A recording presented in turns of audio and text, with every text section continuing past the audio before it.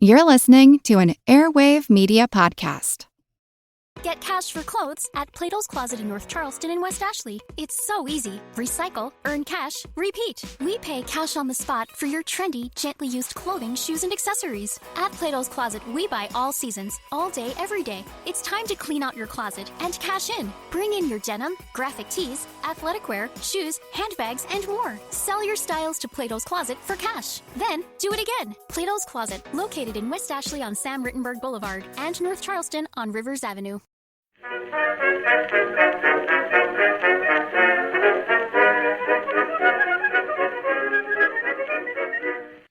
Hello everyone and welcome to History of the Second World War, episode 152, The Early War at Sea, part 2, Building Big British Battleships.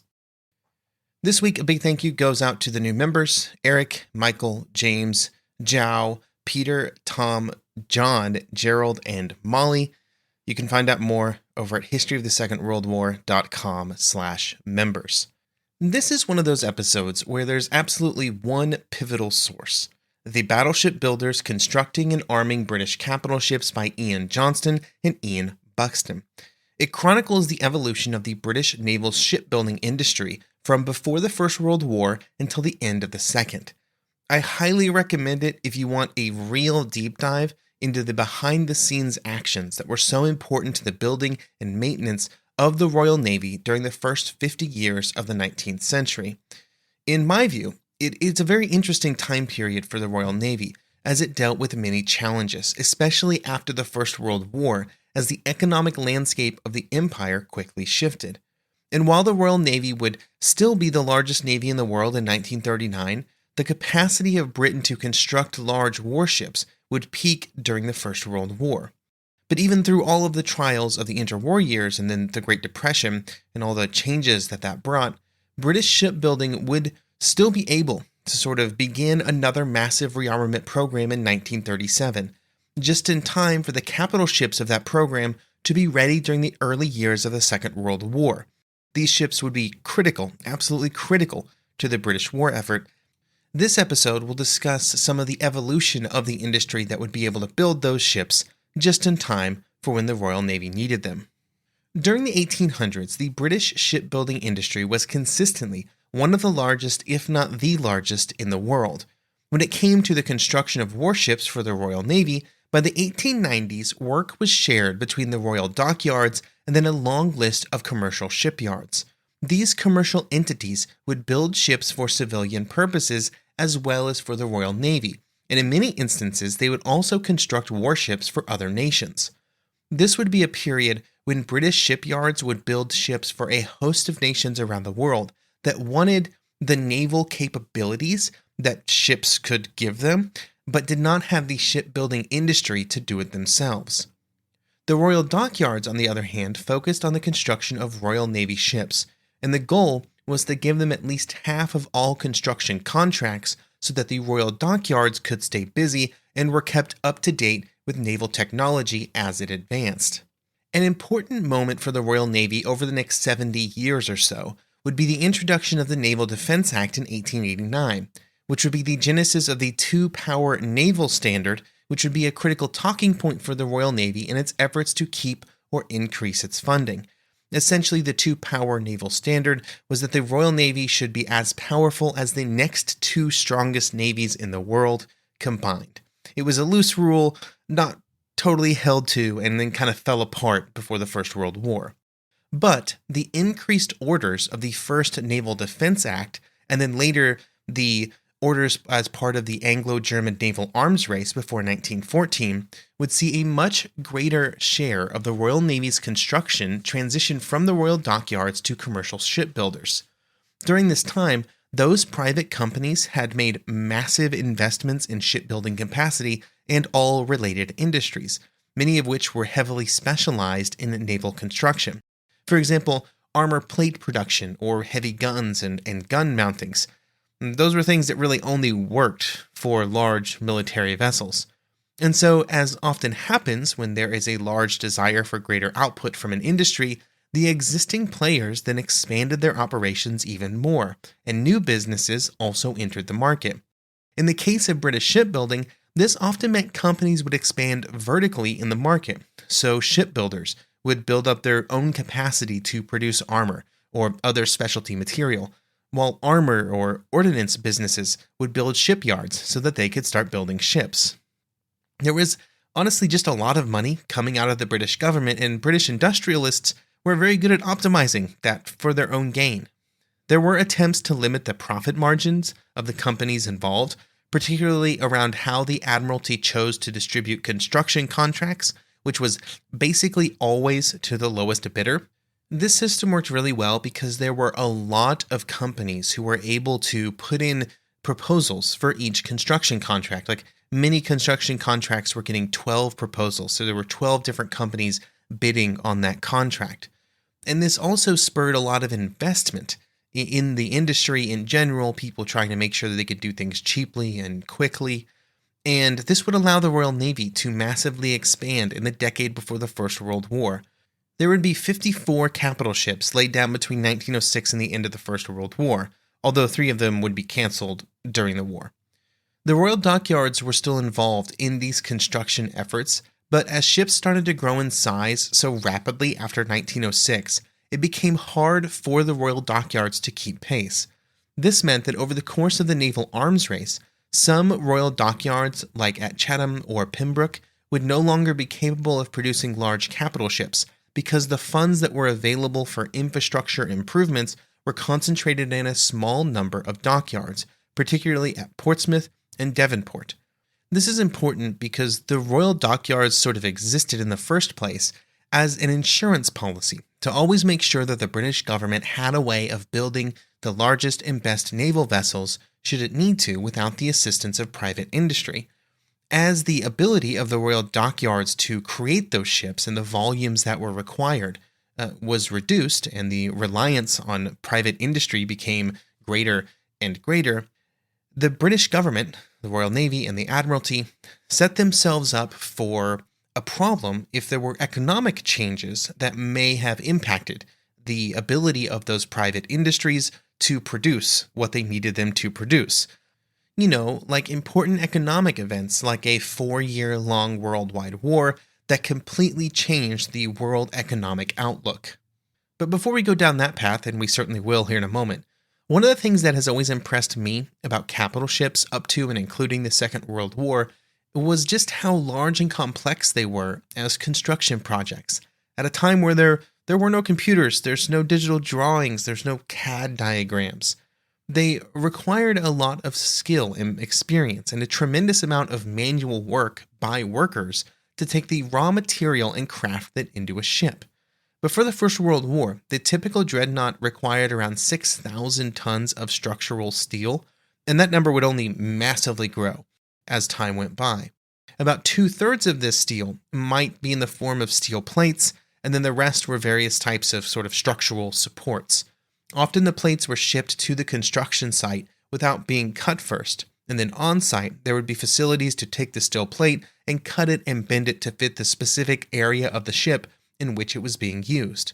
During the interwar year, this cutting process was usually performed through oxy-gas cutting torches, although older ships would have been completed through the use of large cutting shears. Sheets and beams also had to be shaped, forming the lines of the ship. Some pieces could be shaped while cold. In other cases, the steel would be warmed in a furnace before it was shaped. In either case, it was often shaped on various types of bending blocks, with the goal of matching it against full-size drawings and molds that would be kept in large shaping sheds near the construction site. Some of the more extreme shapes, especially those that were sort of near the ends of the ships in structural frames and structural areas, were often heated up and then bent against pieces of metal that were already in the correct shape to allow to get the absolute perfect sort of bend on things that was needed. Up until the Second World War, the majority of ships were also riveted together. Although welding would become dominant during the war years, there would be some welding in various capital ships before the First World War, but it was often only used for non-critical and non-load-bearing structures. The problem being that welding for a long time was kind of brittle. Like riveting had a good kind of shock absorption in a way that welding did not. Riveting was a process that started with holes being either punched or drilled into steel plates, with drilling being more precise and often even required for some of the highest strength steel. Depending on the area of the ship, the diameter of the rivets were between 0.5 and 1.5 inches, and the space between them would also shift, and in some cases there would be double rows of rivets to kind of achieve the strength that was required. So you'd see more rivets and larger rivets at places where the structural loads were the highest. A rivet team would consist of either 4 or 5 workers, with one worker heating the rivet in a small furnace, another placing it in the hole, another providing resistance on one side of the rivet, while the other side was manned by another person who had a pneumatic hammer to kind of drive it down. Then, due to the expansion of heated steel, the rivet would reduce in size during the cooling process, sort of pulling the steel together. One thing to keep in mind here is that while in modern shipbuilding, there's a lot of prefabrication that often happens off-site, this was not really how it worked before the Second World War. And this meant that even after the watertight hull was built and launched, the work was often not even halfway complete, at least for large capital ships, because a whole bunch of stuff had to be built on-site and placed in the ship in the correct location. The exact time it took to build the hull and then launch it, and then the time it took to fit out the ship with all of its contents, varied from shipyard to shipyard, from class to class, from year to year really. But the fitting out stage was often always longer than the time it took to get the hull ready to launch. This is an important thing to keep in mind if you see things like launch dates, which are often just when the hull was sort of floated for the first time and not when the ship was actually complete.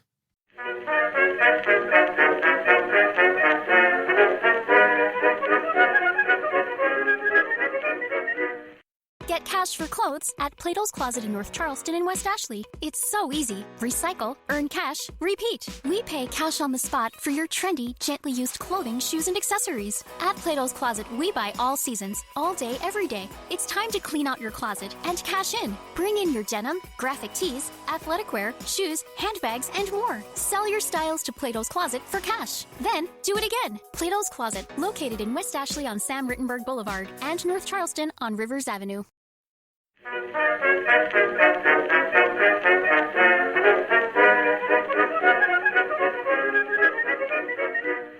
At the start of the Second World War, the largest ship in the Royal Navy and the pride of that navy was the HMS Hood. The Hood had started life during the First World War, much like other ships that were in the Royal Navy in 1939.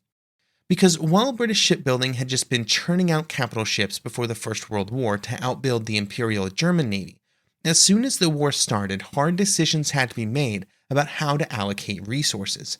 In a precursor to some of the same decisions that would be made after 1939, the Admiralty would have to be very selective about what material and manpower was put towards which projects if they hoped to get them completed during wartime. And these decisions would have long-lasting impacts far after the end of the First World War in 1918. For example, for our story of the Second World War, one of the more important decisions made during late 1914 was for the construction of 2 battle cruisers, which would eventually become the Repulse and Renown. These ships, armed with 9 15-inch guns, were first ordered in December 1914, and there were great efforts to build them as quickly as possible, with First Sea Lord Fisher working closely with the shipyards to ensure that maximum manpower was placed on the 2 ships. And to expedite construction, the machinery layout of the recently constructed Tiger was used, so there didn't have to be any redrafting or redesigning. The extreme focus on just these 2 ships would allow them to be completed by September 1916, and while that was too late for most of the sea battles during the First World War, it would put them in a place where they were 2 of the newest ships in 1918 when the war ended. Even before the ships were completed, the next class of battle cruisers were already undergoing design changes that would see their displacement balloon up to over 40,000 tons, much higher than the Repulse at 27,000. The new class would be called the Admiral class, and while it was originally planned to contain 4 ships, there would be just one completed, the HMS Hood. The design of the Admirals would be delayed until August 1917, because of an attempt to take in the lessons of the Battle of Jutland, such as could be determined at least in such a short period of time, and then incorporate those lessons into the design. This largely involved a reworking and reconfiguring of the protection scheme, as it was felt that the protection of the British battle cruisers at the Battle of Jutland had not been sufficient. But even before the design was finalized, there were shipbuilding challenges for the admirals. The two problems were the same problems that would plague so many industries in late war Britain, or really any nation in Europe who was fighting in the war: a lack of manpower and savage competition for supplies. For the supplies, the Royal Navy was competing against every other industry that required steel and other metals, like artillery or ammunition.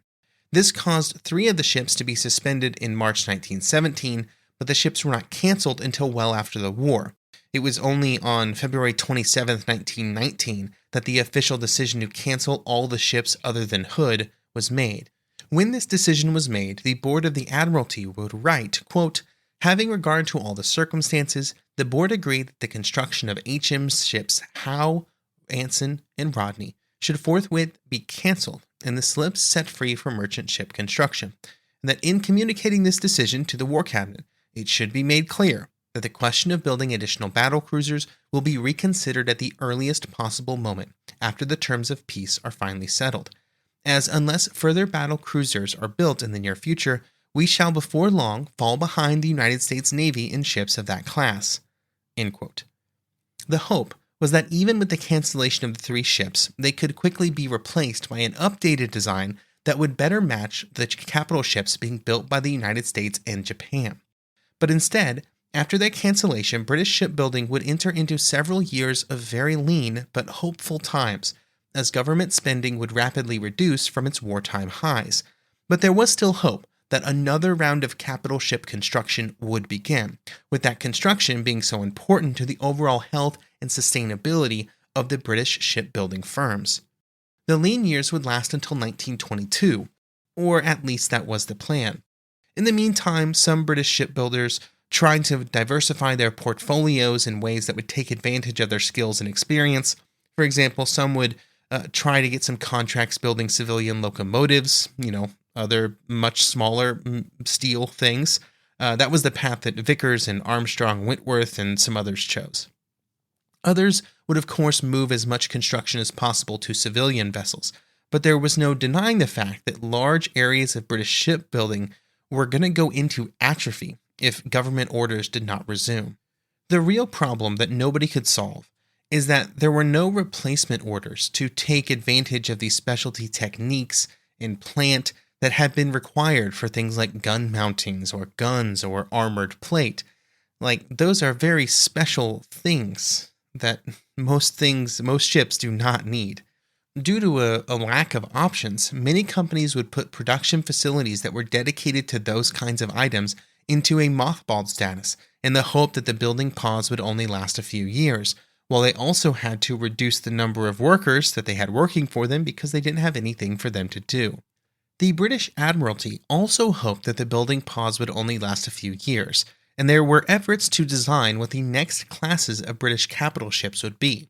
These would be the G3s and N3s, destined to be cancelled by the Washington Naval Treaty, but developed to match and exceed what it was believed the Americans and Japanese were planning. Provisional orders for the guns and mountings for the G3s were placed with Armstrong, Whitworth, and Vickers in August 1921. The mountings were the most important due to the construction times, and 15 would be ordered between the two firms. This would allow for 4 G3s to be constructed, with 3 triple 16-inch turrets, and then 3 additional mountings as spares. The N3 battleships would have even larger guns, 9 18-inch guns, but they were never actually given out to companies to begin building before the Naval Conference started. Then, at the Naval Conference, everything would change.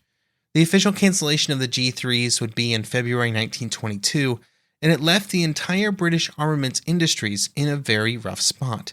The previous lean years had been able to be endured in the expectation that construction would begin early in the 1920s, and now it was clear that there would be few capital ship contracts for over a decade. The only exceptions to this were the Nelson and Rodney, which would be laid down in 1922. So why have I just spent 2 minutes talking about the G3s and N3s when they were canceled almost 20 years before the Second World War? Well, I find it interesting because as designs, they are the largest British capital ships, battleships, that were ever designed, that were ever close to being built. The G3s were even on their way to being built. And so I think it's interesting how these large ships, when construction starts again in the late 1930s, are not replicated. Things have changed by then. And the King George V's and then Vanguard are smaller than what was planned and then canceled in February 1922. With the drastic reduction in naval construction, the Admiralty had to start getting strategic with how it was placing the limited orders that it had available, all of which were smaller ships, cruisers, submarines, destroyers, and smaller than that even. It was only by spreading these orders around that there was any hope in trying to keep the British shipbuilding industry afloat. But even this was not enough to preserve the structures of pre-war shipbuilding. Before the war, many of the largest armament firms had vertically integrated, controlling the maximum amount of the entire shipbuilding process. After the war, they began to restructure their firms, preferring to focus only on a few different aspects of the shipping industry, which resulted in the number of firms that were capable of constructing some components shrinking down to only a few, like the armor pieces, which would drop to just 3 firms. Along with this, the Bank of England became involved to help the industry to restructure and for armament companies to divest themselves from some divisions that had been created before the war, while still ensuring that Britain still had the ability to build large naval vessels in the future. This was a critical component of the considerations during this time because the British government and the Admiralty believed that Britain would need to maintain shipbuilding capacity, and capacity that was greater than the anemic orders of the mid-1920s would support. But to do that would require some assistance from the government to preserve that capacity when orders were not available. And it was not just the shipbuilding industry that was in trouble here. Many industries related to naval construction or even non-naval construction, just heavy industry in Britain during this time were experiencing some challenges. One of the ways that this was sort of helped along by the government was from the Bank of England, who purchased shipyards and other facilities that were either redundant or in need of renovations. And then after the purchase, the assets would be disposed of or destroyed. So essentially, they were just giving money to industry to take possession of their facilities, even though there was no plan to actually use them.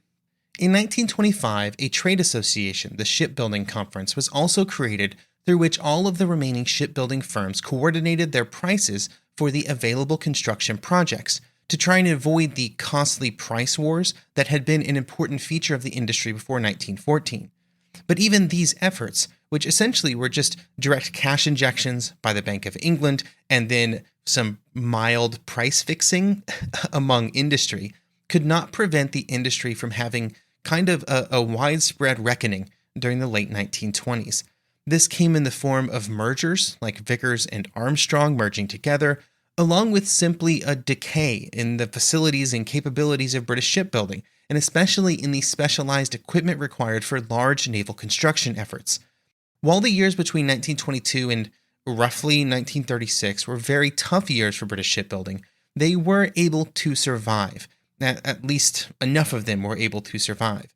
And that survival would allow them to experience the new shipbuilding boom in the years after 1936.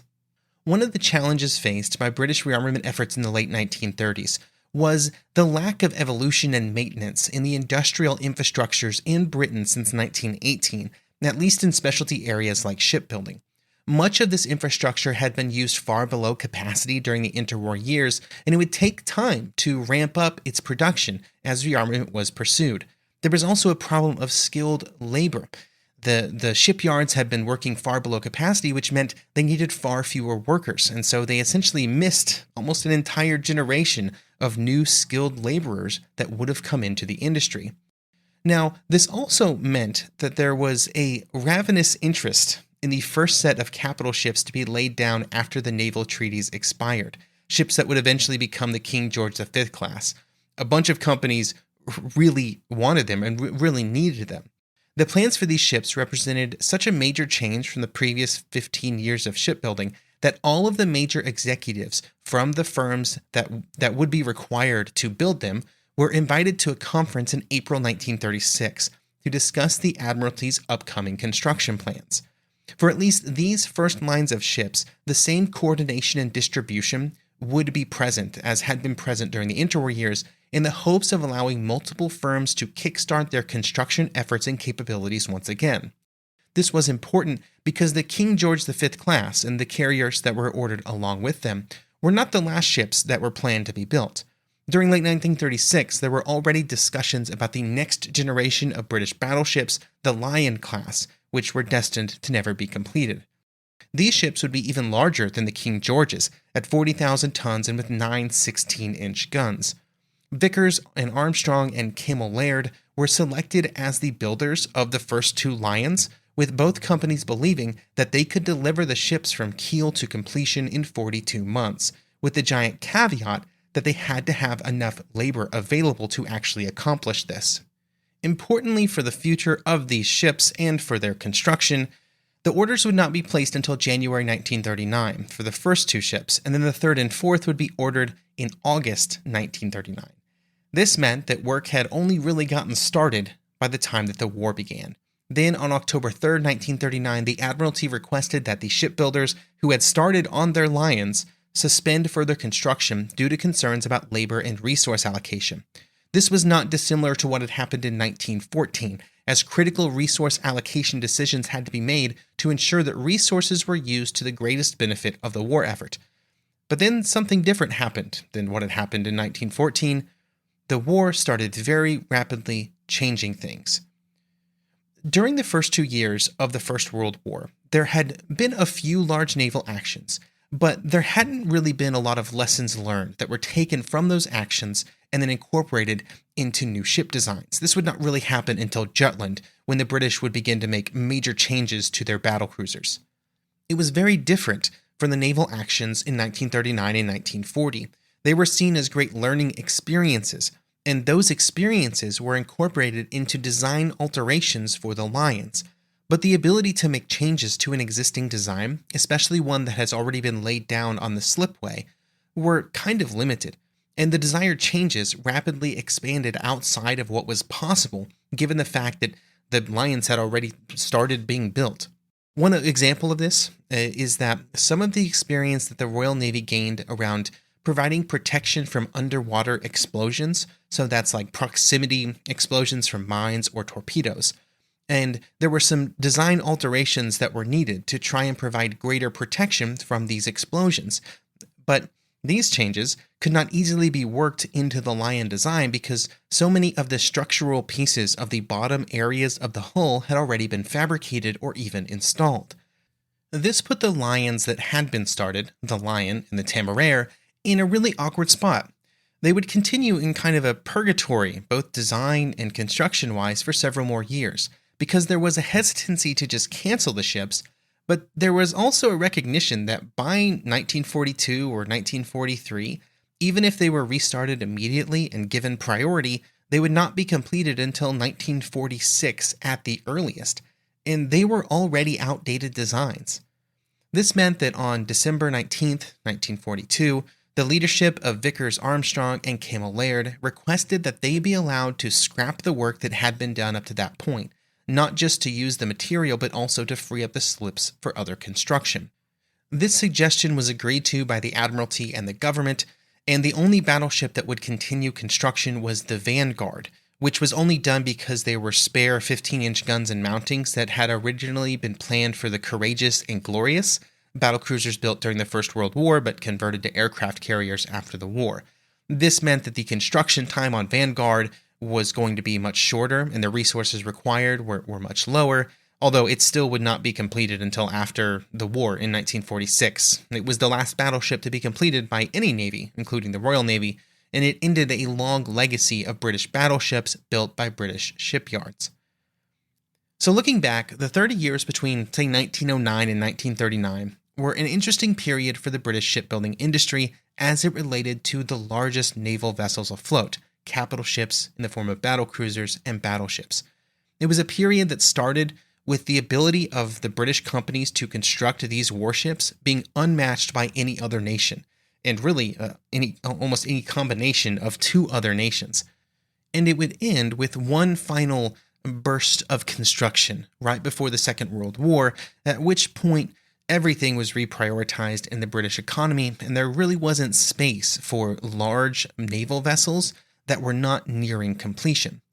And it would be those battleships that were built in just the years before the war, and the carriers and the hundreds of smaller vessels that were built after 1936 that would be so greatly needed by the Royal Navy when the war did begin. And the reason that they were needed is because of the German Navy, a navy that was built for, well, what was it built for? I'm not entirely sure, but we'll talk about it next episode.